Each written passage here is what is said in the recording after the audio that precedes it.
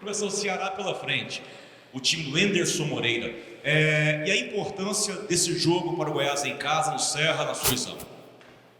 É o que eu falo, todos os jogos valem os mesmos 3 pontos, né? A gente em casa tem que procurar pontuar, né? E de preferência com vitórias, a maioria dos jogos, porque a gente tem acesso à competição. A gente vê a história do campeonato, as equipes que são bons mandantes, né? As equipes que são boas mandantes, elas têm campeonatos tranquilos, né? Elas passam tranquilamente pela Série A. Agora, se você começa a tropeçar muito em casa, te obriga a ganhar fora, que não é o cenário mais favorável, mas a gente sabe que o Ceará tem uma boa equipe, né? A gente sabe do bom trabalho do Enzo, está iniciando lá também o trabalho, mas teve 2 bons primeiros jogos, o terceiro jogo não foi tão bom, mas a gente espera conseguir a vitória, né? Frente ao nosso torcedor, né? Que ficou faltando no jogo contra o São Paulo esse bom resultado em casa. Agora, Claudinei, o que representa a ausência do Giovanni Augusto? Pelo que vimos ontem, deve ser o Marlone, seu substituto. O que o Goiás ganha tendo o Marlone no lugar do Giovanni Augusto e o Rafinha? Já vai dar para o Rafinha para o banco? Parece que acrescentou muito já no dia a dia o retorno do Rafinha. Sim, o Giovanni, na minha concepção assim, ele vinha fazendo boas partidas, né? Vinha jogando muito bem, até em relação aos jogos que eu acompanhei dele do Vasco ano passado, com muito mais dinâmico, participando bem do jogo, né? E está sendo um jogador nosso bem importante, assim, tanto tecnicamente quanto taticamente, vinha cumprindo suas funções. A gente tem a opção de colocar o Marlone ou o Renatinho, né? A gente sabe, pelo histórico recente, que no Campeonato Goiano, quem jogou por dentro foi o Marlone, o Renatinho jogando pela beirada. E a gente também, né, o Renatinho teve um problema de lesão recente aí, não está talvez no mesmo ritmo que o Marlone. Com relação à comparação entre o Marlone e o Giovanni Augusto, talvez o Marlone entre um pouquinho mais na área, né? Jogador que entra mais na área, pisa mais na área. O Giovanni é um jogador que vem mais para trabalhar a bola e para fazer o passe, né? Fazer o último passe, fazer assistência ali. Então, como a gente tem o Kaique, que é um jogador que sai bastante da área para criar as jogadas, a gente tendo o Marlone, a gente vai ter um jogador que vai preencher esse espaço deixado pelo Kaique. Entendi. Desculpa, quanto em relação ao Rafinha, o Rafinha está apto, né? Já fizemos o jogo treino na terça-feira, né? Participou bem, fez gols e com certeza vai estar relacionado. Um jogador que eu acho muito interessante, um jogador que finaliza bem a gol, é um jogador muito objetivo, perfil que eu gosto, então com certeza, se nada de anormal acontecer agora no treino da tarde, ele vai estar relacionado para o jogo. Claudinei, a gente viu até agora, apesar do Goiás ter conseguido só uma vitória nos 3 jogos, que a torcida não está desesperada, assim, gostou da atuação do time, né? Lamenta, claro, não ter vindo mais uma vitória, mas gostou da atuação do time. Mas esse jogo contra o Ceará, que teoricamente é mais fácil do que os que vocês já enfrentaram, e por ser em casa, você acha que um resultado negativo traria uma pressão e uma desconfiança muito cedo para o elenco e também para você? Perder nunca é o melhor cenário, né? A gente sempre tem que trabalhar pensando nas vitórias. A gente sabe da dificuldade de todos os jogos do brasileiro e penso sim que a gente, para se consolidar na competição, tem que vencer esses jogos, né? Que o torcedor tem que fazer o torcedor ir confiante para o estádio. Se a gente começa toda vez que o torcedor vai e volta decepcionado, essa credibilidade que a gente está construindo nessas boas atuações, a gente vai perdendo. Mas a gente tem que procurar, eu falei isso para os jogadores até depois do jogo ali. A gente jogou bem, aliás, na representação aqui. A gente jogou bem 2 últimos jogos e perdemos, né? Se ela tivesse jogado mal e ganhado, era melhor. Mas não dá para você ter certeza que você vai jogar mal e ganhar e nem entrar em campo para jogar mal. Vamos jogar mal que a gente vence. O mais comum é você jogar bem, ou aliás, para vencer você tem que jogar bem.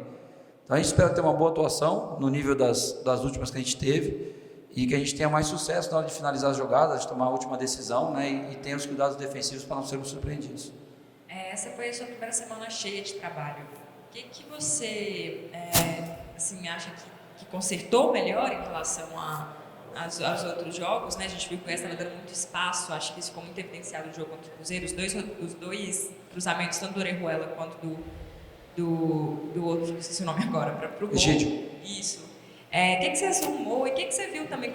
Você conseguiu conhecer mais o elenco, outros que não estavam tendo tantas oportunidades? A gente fez o primeiro trabalho da semana, a gente optou por fazer um coletivo com a equipe sub-23, né, até para a gente dar ritmo para os atletas que não vêm jogando. E nos outros dias a gente trabalhou transição ofensiva e defensiva, teve um trabalho que a gente induzimos a ter muitos cruzamentos na área, para a gente ter esse encaixe de área melhor, né, para não só preencher a área, como para controlar o rebote também. Ontem a gente fez um coletivo, mas a gente parou, corrigiu algumas coisas táticas, eu acho que do primeiro para o segundo tempo evoluiu no coletivo de ontem. é um processo, né? A gente está no meio de um processo. A gente teve um tempo maior, eles já vão assimilando um pouquinho melhor, mas é um processo que demanda tempo e a gente espera ter os resultados para a gente poder ter, quanto mais tempo para a gente trabalhar, né? Quanto mais resultados positivos vierem, a gente tem mais tranquilidade para que os jogadores assimilem melhor as nossas ideias. Ó, professor, demorou, 4 perguntas. A questão do Walter, como que você viu essa contratação que mexeu tanto, repercutiu bastante, não só em Goiânia, mas no Brasil inteiro, repercutiu muito a contratação do Walter. Como que foi essa conversa com o Walter e também como que foi a conversa da diretoria quando eles te apresentaram o nome do Walter? Foi bem tranquilo, Thiago. Assim, em primeiro lugar, tem um lado humano da coisa, né? O Walter é um cara que tem uma história bonita no Goiás, construiu uma história bonita na passagem de 2012 e 13, né? Tomou a decisão de sair, foi para o Fluminense, enfim. No retorno do Goiás não foi tão feliz, mas o atleta procurou a direção do clube, abriu seu coração, pediu uma oportunidade, está num momento difícil aí, né? Profissional, não vou dizer pessoal, porque ele, né? tá bem na sua vida pessoal, mas profissional, principalmente difícil. E está infeliz, né? O cara que não pode exercer sua profissão fica infeliz, não está feliz. E o clube decidiu dessa oportunidade, né? Eu acho que foi o que me foi passado. Eu conversei com os dirigentes, eles perguntaram se teria alguma objeção da minha parte. Eu falei de maneira alguma, né?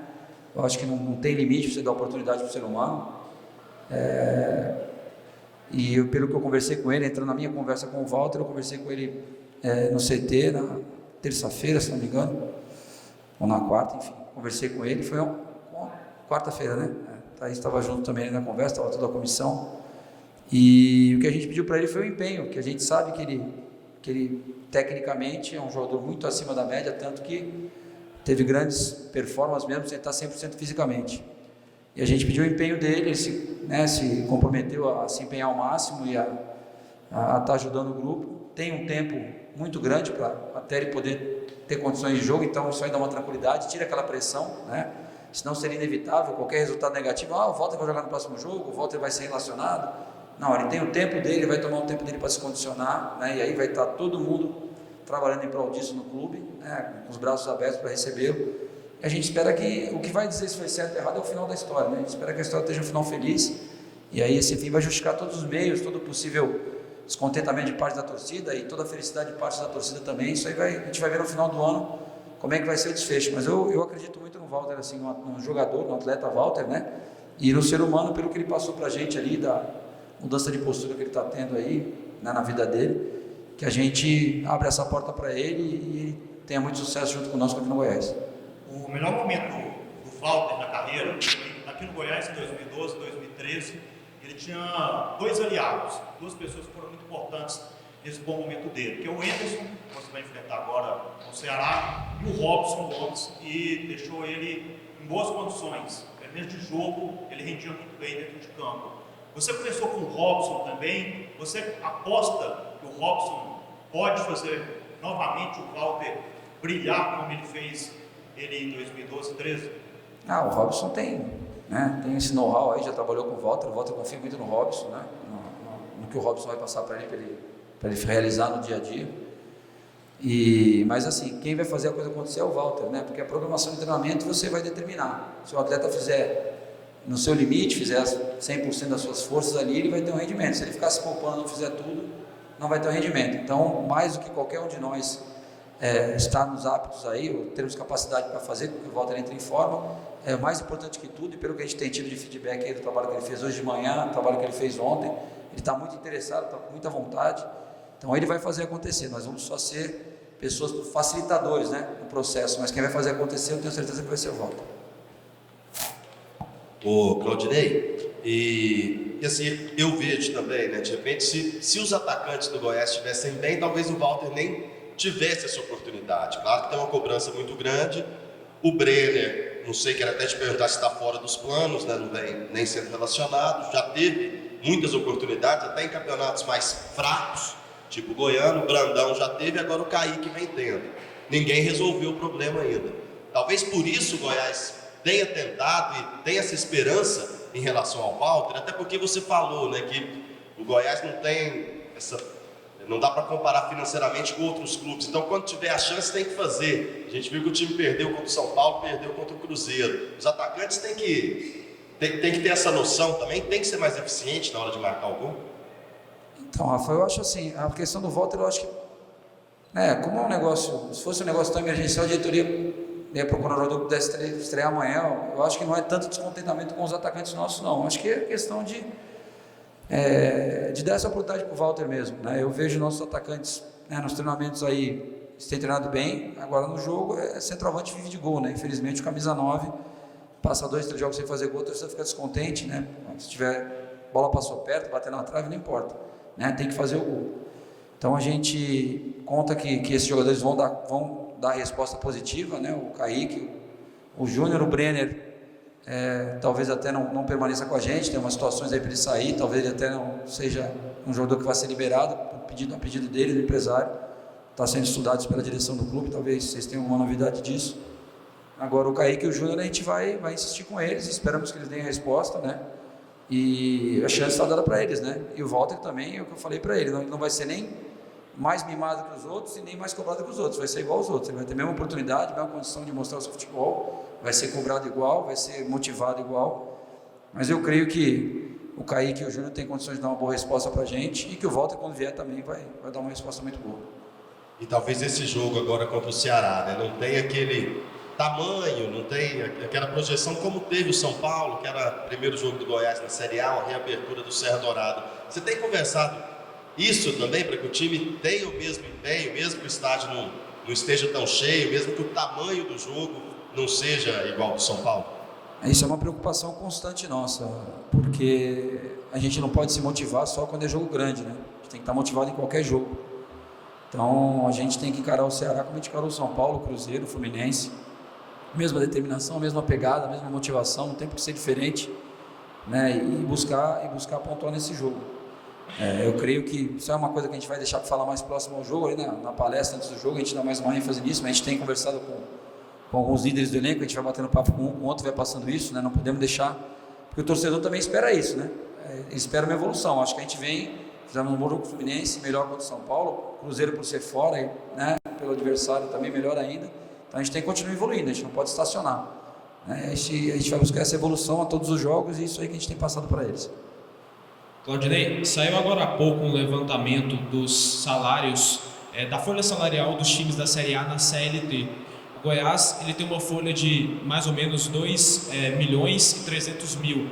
O Ceará tem 1 milhão e 100 mil de folha salarial. O Goiás tem praticamente o dobro aí da folha salarial do Ceará. Isso torna mais obrigatório pelo Goiás ter mais investimento no elenco, a vitória no jogo de amanhã? Eu vou te falar assim, você falou em cima da CLT, né? Aí precisa ver o que o clube aplica, né? Tem clube que aplica, que está no Profut, que faz 60-40 CLT imagem, tem clube que não está no Profut, que faz 30% na CLT e 70% na imagem. Né? Pelos jogadores que estão no Ceará e pelo que a gente tem de informações do Ceará, a realidade, eu tenho certeza que não é essa, né? Isso eu posso garantir, não, mas quase que se assegurar isso. Pelos jogadores que estão lá, pelos jogadores que foram negociados, e às vezes a gente está envolvido para tentar trazer algum jogo acabando para o Ceará, o patamar salarial, eu não acredito que seja discrepância, não. Mas isso aí, não, assim, obrigação. Então o Fluminense era obrigado a ganhar do Goiás, né? Porque está lá com o Ganso, só o Paulo Henrique Ganso deve ganhar 400, 500 mil, né? Não jogou contra nós, mas está lá, é a folha do Fluminense. Então não existe essa obrigação por questão financeira. A obrigação que a gente tem pelo peso da camisa do Goiás, a gente tem que ser um bom mandante em casa, a gente tem que ter isso aí como padrão, né? O time tem que saber que vai chegar no Serra Dourada, é difícil até empatar com o Goiás, né? Tem que vir aqui achar que o empate está bom demais. Isso aí que a gente tem que fazer, depende de patamar salarial. Com a suspensão do Giovanni Augusto, você estava desenhando ali que o Marlone seria o seu substituto. Apesar disso, a torcida e outros estavam pedindo muito o Renatinho, que foi praticamente um dos melhores jogadores do Goiás no Campeonato Goiano, fez muitos gols, já tem mais ou menos 7 gols aí na temporada com a camisa do Goiás. Por que a escolha do Marlone e não do Renatinho ali, que poderia ser uma peça mais de velocidade no ataque? Foi o que eu falei na outra pergunta ali. A gente tem as duas opções, na realidade, podemos até iniciar qualquer um dos dois, não é que isso já esteja definido, mas por característica e por estar o Renatinho jogando aberto no estadual e o Marlone jogando por dentro, a gente optou pelo primeiro momento pelo Marlone, né? E por essa ocupação diária que o Marlone nos dá, né? O Marlone é um cara que entra na área, é um meia que está sempre entrando na área e pela característica do Kaique se completam, né? Mas a gente vai ver o treino hoje, vai dar uma analisada, vai pensar ainda, né? Mas é a dúvida que a gente leva. Mas qualquer um dos dois que entra, são dois grandes jogadores. O Renatinho acompanhando o Paraná Clube, acompanhando o Botafogo. O Marlone foi meu atleta no esporte. São dois grandes meias. E qualquer um dos dois que entrar, eu tenho certeza que vai fazer um grande jogo.